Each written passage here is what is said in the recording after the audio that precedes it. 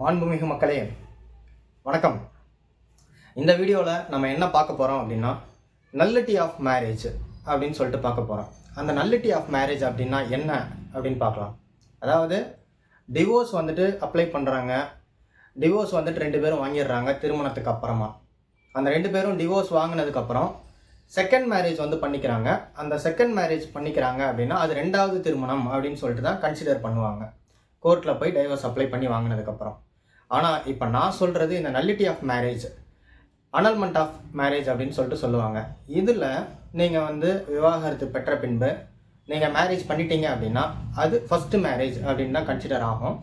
இதை நம்மளுடைய சப்ஸ்கிரைபர் ஒருத்தங்க கொஸ்டினாக கேட்டிருக்காங்க. அந்த கொஸ்டினும் டிஸ்பிளேயில் வருது பாருங்கள். ஸோ அவங்களுக்கான ஆன்சராக சொல்கிறேன், நீங்களும் தெரிஞ்சுக்கோங்க. இதை முழுசாக பாருங்கள். எத்தனையோ வீடியோ போட்டிருக்கோம், ஆனால் இந்த வீடியோ ரொம்ப யூஸ்ஃபுல்லாக இருக்குன்னு சொல்லிட்டு நான் நினைக்கிறேன். இந்த வீடியோவை முழுசாக பாருங்கள். வாங்க வீடியோக்குள்ளே போகலாம்.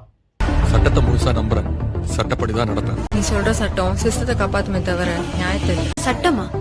எங்களுக்கு அதுக்கு இந்த நாட்டுல மரியாதை இருக்குங்களா என்ன? சட்டம் தன் கடமையை செய்யும். இப்போ இந்த நல்லிட்டி ஆஃப் மேரேஜ் அப்படின்றது ரெண்டா பிரிக்கலாம். ஒன்று வாய்டு மேரேஜ், இன்னொன்று வாய்டபுள் மேரேஜ் அப்படின்னு சொல்லிட்டு. இப்போ இந்த வாய்டு மேரேஜ் அப்படின்னா என்ன, அது என்ன சட்டத்துக்கு கீழே வருது அப்படின்னு பார்த்தோம்னா, void marriage Hindu marriage act 1955 section 11 அதுக்குள்ளே வருது. Voidable marriage Hindu marriage act 1955 section 12 அதில் வருது. இப்போது இந்த வாய்டு மேரேஜுக்கும் வாய்டபுள் மேரேஜுக்கும் என்ன வித்தியாசம் அப்படின்றத பார்க்கலாம். இப்போ வாய்டு மேரேஜ் திருமணமான முதல் நாளில் இருந்தே செல்லாதது அப்படின்னு சொல்லிட்டு அறிவிக்கப்படுது. வாய்டபுள் மேரேஜ் அது எப்படி இருக்கும் அப்படின்னா, நீங்கள் கோர்ட்டுக்கு போய் டிகிரி வாங்கினதுக்கப்புறம், ஆர்டர் வாங்கினதுக்கப்புறம் செல்லா திருமணம் அப்படின்னு சொல்லிட்டு சொல்ல முடியும். இப்போது வாய்டு மேரேஜ், அதாவது ஆரம்பத்தில் இருந்தே செல்லா திருமணம் அப்படின்னு சொல்லிட்டு நம்ம எதை சொல்கிறோம் அப்படின்னா, ஹிந்து மேரேஜ் ஆக்ட் 1955 செக்ஷன் 5(1) என்ன சொல்லுது அப்படின்னு சொல்லிட்டு பார்த்தோன்னா, நான் மேரேஜ் பண்ணிக்கும்போது ஒரு கணவனுக்கோ மனைவிக்கோ அவங்க ரெண்டு பேரும் மேரேஜ் பண்ணிக்கிறாங்க அப்படிங்கும்போது அவங்க ரெண்டு பேருக்கும் இதுக்கு முன்னாடி மேரேஜ் ஆகிருக்கக்கூடாது. அதாவது ஒரு ஆணோ பெண்ணோ திருமணம் பண்ணிக்கிறாங்க அப்படின்னா அந்த ஆணுக்கோ பெண்ணுக்கோ இதுக்கு முன்னாடி கல்யாணம் ஆகிருக்கக்கூடாது. அப்படி கல்யாணம் ஆகி அவங்க மேரேஜ் பண்ணிக்கிறாங்க அப்படின்னா அந்த திருமணம் ஆரம்பம் முதலே செல்லா திருமணமாக மாறிடும் அப்படின்னு சொல்லிட்டு செக்ஷன் 5(1) சொல்லுது. செக்ஷன் 5(4) என்ன சொல்லுது, செக்ஷன் 5(4) என்ன சொல்லுது அப்படின்னா, ஒரு ஆணுக்கோ பெண்ணுக்கோ அதாவது முறை இல்லாத ஒரு உறவு அப்படின்னு சொல்லிட்டு சொல்லுவாங்க. உங்களுக்கு இதை கொஞ்சம் உதாரணமாக சொல்கிறேன் அப்படின்னு சொல்லிட்டு எடுத்துக்கிட்டால் கூட, ஒரு ஆண் இருக்காங்க அப்படின்னா அந்த ஆண் அவங்களுடைய உறவு முறைகள், சொந்தக்காரங்க அப்படின்னு சொல்லிட்டு சொல்லுவாங்க இல்லையா, முறைப்படாத உறவு அப்படின்னு சொல்லிட்டு சொல்லுவாங்க. யாருன்னா, ஒரு ஆண் தன்னுடைய பாட்டியை கல்யாணம் பண்ணிக்க முடியாது, தன்னுடைய அம்மாவை கல்யாணம் பண்ணிக்க முடியாது, தன்னுடைய தங்கையை கல்யாணம் பண்ணிக்க முடியாது, தன்னுடைய அத்தையை கல்யாணம் பண்ணிக்க முடியாது, தன்னுடைய சித்தியை கல்யாணம் பண்ணிக்க முடியாது, தன்னுடைய அக்காவை கல்யாணம் பண்ணிக்க முடியாது.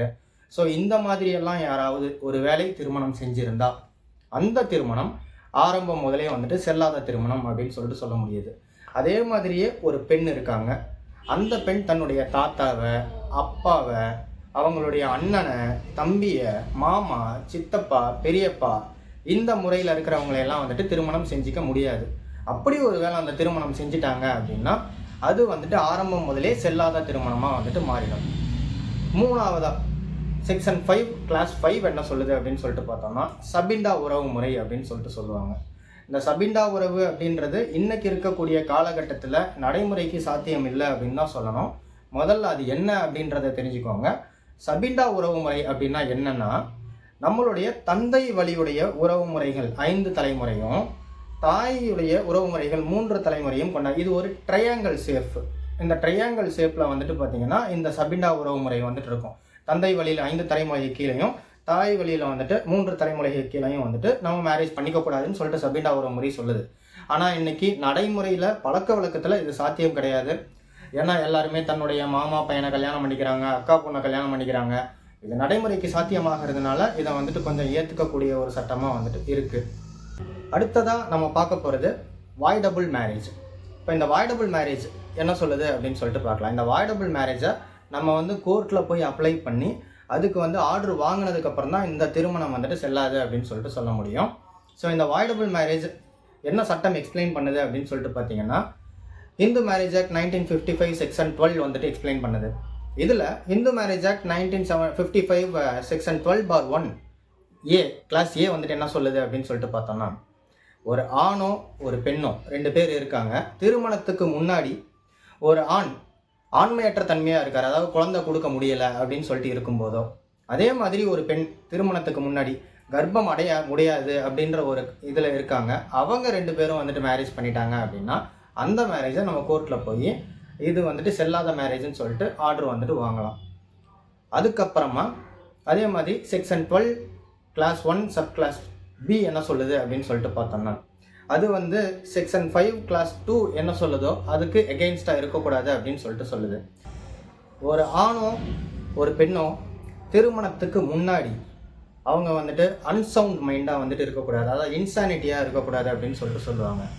ஒரு உதாரணத்துக்கு அவங்க வந்துட்டு மென்டலி ஹெல்த்து, தமிழில் வந்துட்டு சொல்லணும் அப்படின்னோன்னாக்கா உங்களுக்கு அவங்க வந்து பைத்தியக்காரனாக இருக்கக்கூடாது, மனநலம் குன்றியவராக இருக்கக்கூடாது, அவங்களுக்கு மனநல கோளாறு இருக்கக்கூடாது அப்படின்னு சொல்லிட்டு சட்டம் சொல்லுது.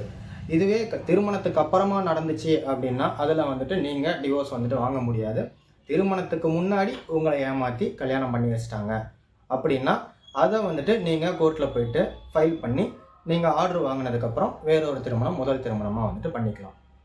அதே மாதிரி செக்ஷன் 12 கிளாஸ் 1C என்ன சொல்லுது அப்படின்னு சொல்லிட்டு பார்த்தோம்னா, செக்ஷன் 5 கிளாஸ் 3 இருக்கக்கூடிய மீறக்கூடாது அப்படின்னு சொல்லிட்டு சொல்லுது. அது என்ன அப்படின்னு சொல்லிட்டு பார்க்கும்போது, இந்து திருமண சட்டம் திருத்த சட்டம் வந்துட்டு 1978ஆம் ஆண்டு வந்துட்டு கொண்டாந்தாங்க.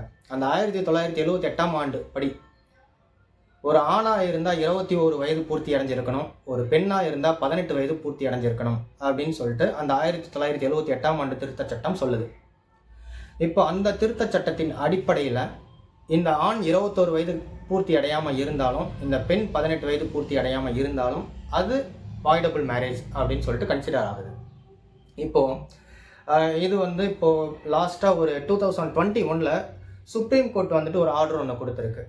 இந்த சுப்ரீம் கோர்ட்டுடைய ஆர்டர் என்ன அப்படின்னு சொல்லிட்டு பார்த்தீங்கன்னா, ஆணாக இருந்தாலும் சரி பெண்ணாக இருந்தாலும் சரி 2 பேருக்குமே 21 வயது பூர்த்தி அடையணும், அப்படி இருந்தால் தான் அது வாய்டபுள் மேரேஜ் அப்படின்னு சொல்லிட்டு அவங்க சொல்லியிருக்காங்க. ஸோ 2021 வந்துட்டு இந்த ஆர்டர் வந்திருக்கு. இது ஜஸ்ட் உங்கள் நாலேஜுக்காக சொல்கிறேன். பட் வாய்டபுள் மேரேஜ் அப்படின்னு சொல்லிட்டு பார்த்தோம்னா 1978 அமெண்ட்மெண்ட் பேஸ் பண்ணி பார்த்தீங்கன்னா உங்களுக்கு ஆணாக இருந்தால் 21, பெண்ணாக இருந்தால் 18 இயர்ஸ் வந்து கம்ப்ளீட் ஆகிருக்கணும்.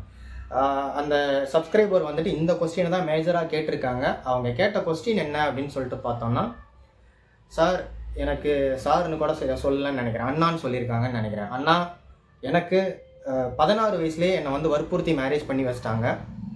இப்போ நான் 18 வயசில் வந்துட்டு மேரேஜ் பண்ணிக்கணும், அதுக்கு வந்துட்டு மேரேஜ் பண்ணிக்க முடியுமா அப்படின்னு சொல்லிட்டு கேட்குறாங்க.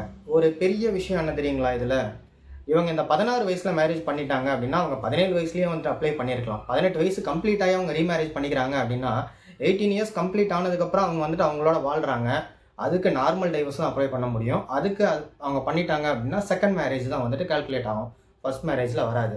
ரீசன் என்னென்னா 18 இயர்ஸ்க்கு அப்புறமா நான் அவங்க கூட வாழும்போது எனக்கு தெளிவு இருக்குது, 18 வயசு வந்துட்டு முடிஞ்சு போயிடுச்சு, நான் வந்துட்டு மேஜர் ஆகிட்டேன், மைனர் கிடையாது.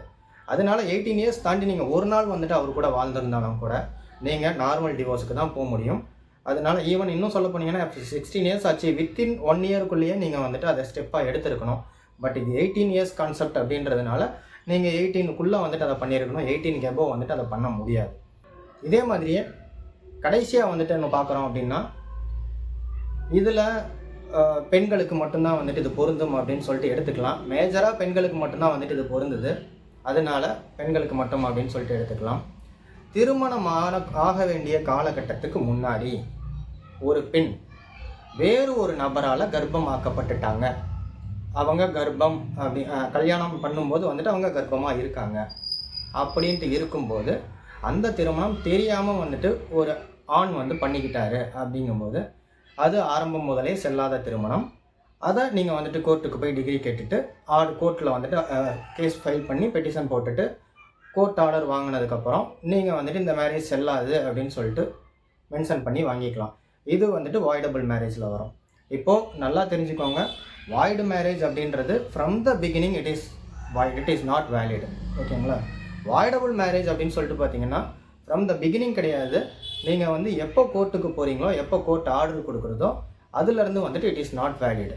ஸோ இந்த ரெண்டுமே வந்துட்டு இருந்துச்சு. இப்போ வாய்டு மேரேஜோ இல்லை வாய்டபுள் மேரேஜோ உங்களுடைய வாழ்க்கையில் அப்ளை ஆகிருந்துச்சு அப்படின்னா அந்த திருமணம் செல்லா திருமணம் அப்படின்னு சொல்லிட்டு எடுத்துக்கோங்க. அந்த மேரேஜை நீங்கள் பண்ணிட்டீங்க, அதில் வந்துட்டு உங்களுக்கு டிவோர்ஸ் கிடச்சிருச்சு அப்படின்னா நீங்கள் அதுக்கப்புறமா செகண்ட் மேரேஜாக பண்ணிக்கிறீங்க அப்படின்னா அது செகண்ட் மேரேஜ்ன்ற கான்செப்டில் வராது, அது ஃபஸ்ட் மேரேஜ் அப்படின்னு சொல்லிட்டு தான் வரும். இதை நிறையா பேருக்கு வந்துட்டு யூஸ் ஆகும் இந்த வீடியோ. அதனால் மேபி இந்த வீடியோவை பார்க்குறவங்க எல்லாருமே சப்ஸ்கிரைப் பண்ணி வச்சுக்கோங்க. இதுக்கப்புறமா இன்னொரு கமெண்ட் ஒன்று இருக்குது, அந்த கமெண்ட்டுக்கும் அந்த கமெண்ட் என்னதுன்னு கூட சொல்லிடுறேன் உங்களுக்கு. அன்ரெஜிஸ்டர்டு மேரேஜ் அப்படின்னு சொல்லிட்டு சொல்லியிருக்காங்க. மேரேஜ் பண்ணிட்டோம் பட் ரெஜிஸ்டர் பண்ணலை, அப்படி ரெஜிஸ்டர் பண்ணாமல் இருந்தால் செகண்ட் மேரேஜ் பண்ணிக்கிட்டா ப்ராப்ளமா இல்லையா அப்படின்னு சொல்லிட்டு கேட்டிருக்காங்க. இது நிறைய பேர் கேட்டிருக்காங்க, ஒருத்தர் 2 பேர்லாம் கிடையாது. நெக்ஸ்ட் வீடியோ நான் அதுக்கு தான் போகிறேன். அது சீக்கிரமாக போட முடியுமா இல்லை இன்னும் ஒரு வீக் ஆகுமான்றது என்னுடைய டைம் பேஸ் பண்ணி இருக்குது. முடிஞ்ச அளவுக்கு சீக்கிரமாக போடுறதுக்கு ட்ரை பண்ணுறேன். இந்த வீடியோ உங்கள் எல்லாருக்குமே முழுமையாக வந்துட்டு யூஸ்ஃபுல்லாக இருக்கும்னு சொல்லிட்டு நான் நம்புகிறேன். சட்டம் அனைவருக்கும் சமம். நன்றி, வணக்கம்.